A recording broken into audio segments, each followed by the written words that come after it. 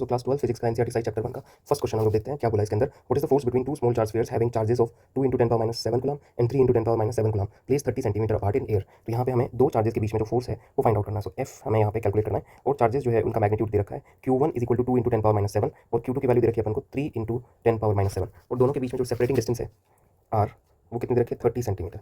ठीक है, तो सेंटीमीटर जो है वो ऐसा यूनिट नहीं होती है, तो यहाँ पे हम लोग उसको स्टैंडर्ड यूनिट में कन्वर्ट कर लेंगे तो जाएगा 30 × 10⁻2 मीटर। तो according to Coulomb's law, Coulomb law के अकॉर्डिंग दो चार्जेस के बीच में लगने वाले फोर्स का जो एक्सप्रेशन है वो क्या होता है K Q1 × Q2/r²। ठीक है, तो यहाँ पे जो है हमें K Q1 Q2/r² सबकी वैल्यू नॉन है तो हम सब वैल्यूज पुट कर देंगे यहाँ पे। So K we know that K की वैल्यू क्या होती है 9 × 10⁻9 और K है क्या, K इलेक्ट्रोस्टैटिक फोर्स कांस्टेंट है जिसकी वैल्यू होती है 9 × 10⁻9। Q1 की वैल्यू क्या दे रखी है अपन को 2 × 10⁻7 और Q2 की वैल्यू हमें दे रखी है 3 × 10⁻7 divided by r²। So r की वैल्यू है 30 × 10⁻2 होल स्क्वायर।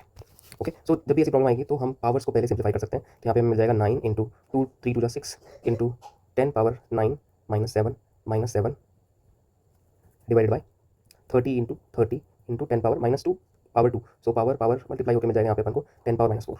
ओके, अब यहाँ पे हम सिंप्लीफाई कर सकते हैं इसको, 6 को कैंसिल आउट करेंगे इससे 6 5 जा 30 और यहाँ से हम इसको कैंसिल आउट कर सकते हैं तो 3 3 जा 9 3 10 जा 30।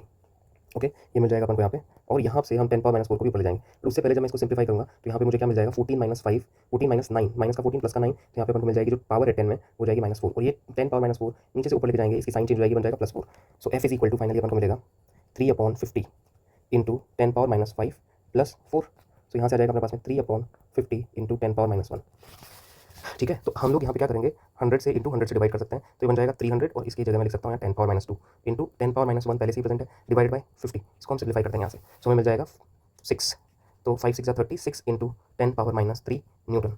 ये अपना फोर्स हो गया यहाँ पे। F = 6 × 10⁻3 न्यूटन और हम लोग 10⁻3 मीन्स मिली तो हम इसको मिली न्यूटन भी बोल सकते हैं। इस तरह से हम लोग इसको कर सकते हैं। थैंक यू बच्चों।